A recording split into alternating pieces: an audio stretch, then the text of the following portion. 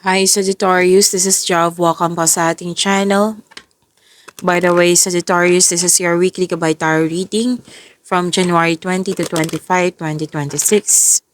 Gamitin ang reading na ito bilang gabay lamang. Tandaan, Sagittarius, ito po ay general reading. Angel number 222, Balance, Sagittarius. Sabi po dito, now is the time to take inventory of your feelings. Are there any feelings of imbalance or resistance? Divine whispers are here to remind you that the alignment that you seek also seeks you. Breathe, rest, and reset. To attract more blessings, let us say the power of affirmation. Let us say, what feels peaceful and calm easily finds me as I restore the balance within me. Okay, so balance sa emotion, balanse sa oras, balanse sa kaperahan, sa paggasta. Oo. Na baka kasi itong card na ito, itong angel number 222, sinasabi dito na kailangan mong i-release yung mga baggages, yung mga negative thoughts, yung mga paulit-ulit na lang nangyari, baka kailangan na po na bigyan mo ng solusyon.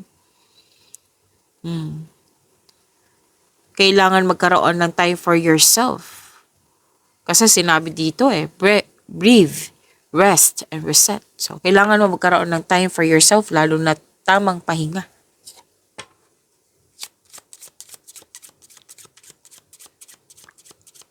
Maraming salamat po sa mga hindi nag-skip ng ads.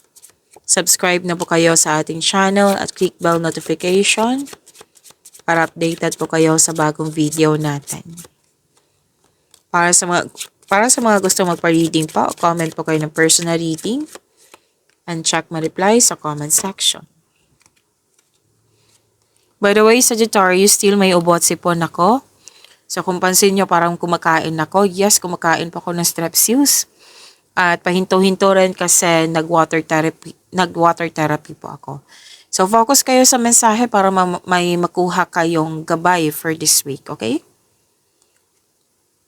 May dumating na opportunities, pwedeng news or information na bibigyan mo siya ng agarang aksyon o reaksyon. Pwedeng may balak kayong bisitahin or lakad ito. Or may bisita kayo ngayon. Harvest to. Harvest. Pwedeng literal na harvest. Pwede din na binayaran kayo sa inyong binigay na serbisyo. Pwedeng sweldo. May nakita rin ako ditong loss of connection. Pwedeng may nangyaring loss of connection or nagparamdam yung dating malapit sa'yo. At may dito, love is blooming. Nagkaroon ka ng time for yourself, which is good kasi ito yung sinabi ng inyong angel number 222. Balance. And nakita ko dito na may romance, attraction, affection.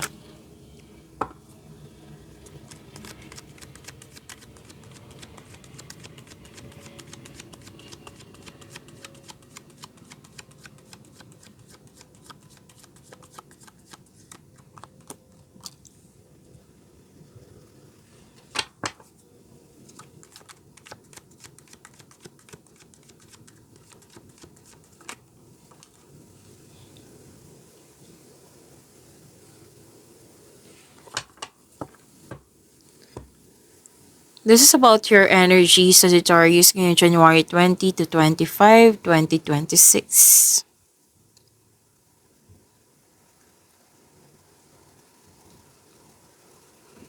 Ang ganda nito kasi success ang sinasabi dito. New doors opening. Opportunities, which is lumabas kanina, diba? New doors opening, collaboration, expansion. Okay, may dumating na opportunities which is sinabi kanina. Kunin ko ito lang para matandaan nyo. Diba? Sinabi ko kanina dito na opportunities. So, sinabi dito na itong opportunities na ito, huwag kayong mag-alinlangan. Kasi yung some of you nag-alinlangan. Fear, doubt, hesitation, yan yung nakikita ko. So, huwag kayong mag-alinlangan kasi sinabi naman ng card dito na face it with confidence. Kasi itong binigay na opportunity sa iyo, naka-align naman to sa passion mo. Meaning to say, alam mo yung gagawin mo. Hmm. Tapos galingan mo. Galingan, tanggapin, kung pwede, kung okay sa'yo, tanggapin mo.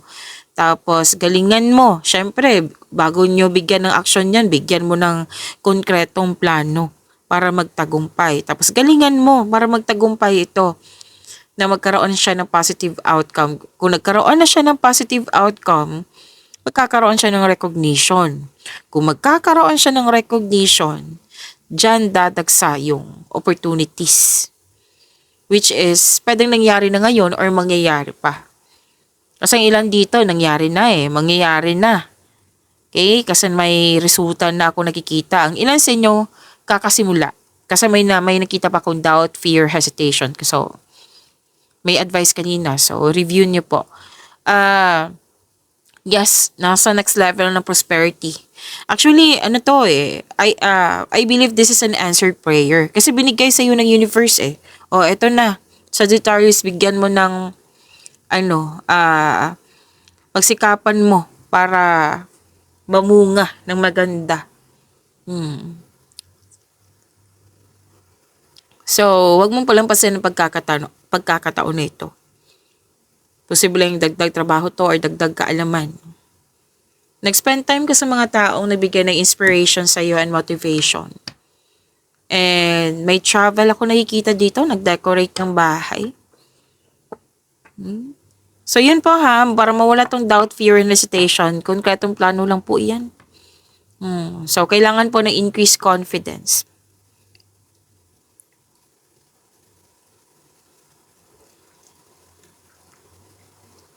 Malakas pala yung intuition nyo, may malalaman kayong sekreto.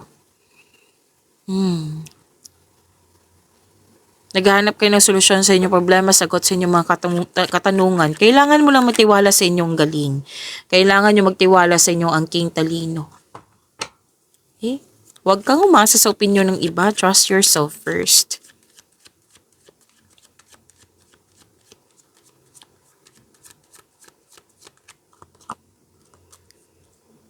Career and money.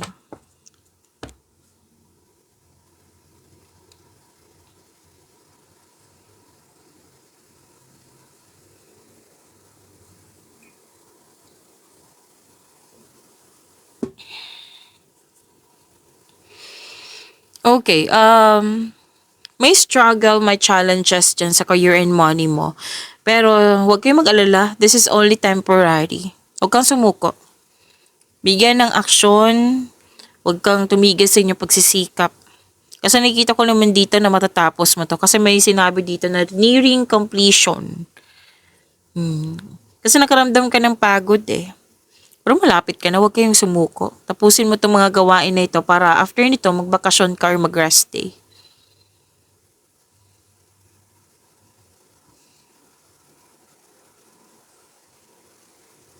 Oh, ang ganda nito ha.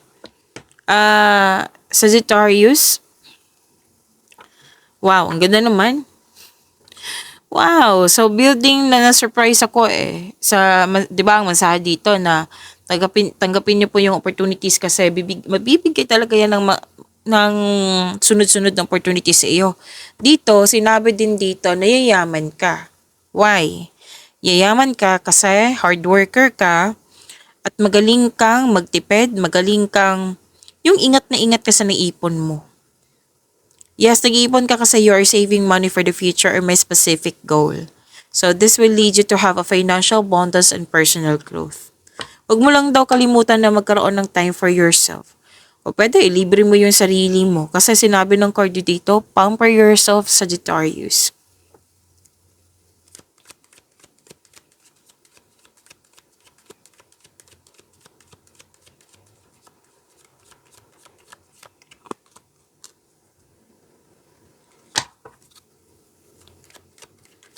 Huwag niyong kalimutan na mag-subscribe sa channel natin at i-click yung bell notification para updated po kayo sa reading natin.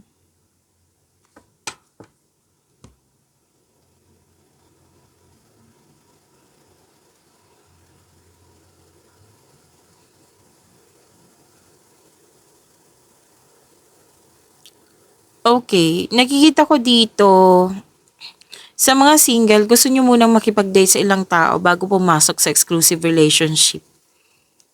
Tapos, nakita ko dito, single ka man, marelasyon sa buhay mag-asawa.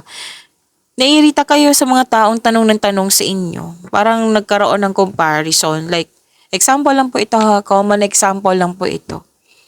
O matagal na kayo magjowa, kailan bang kasal? O matagal ka na single, kailan ka ba magjojowa?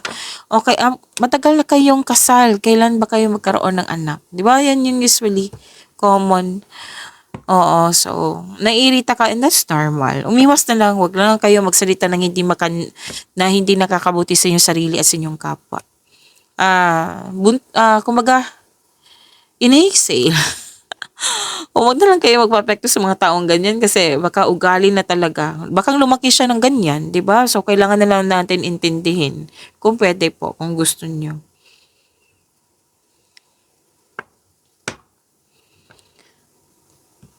Para sa mga single, have a confidence, labas din kayo sa comfort zone nyo.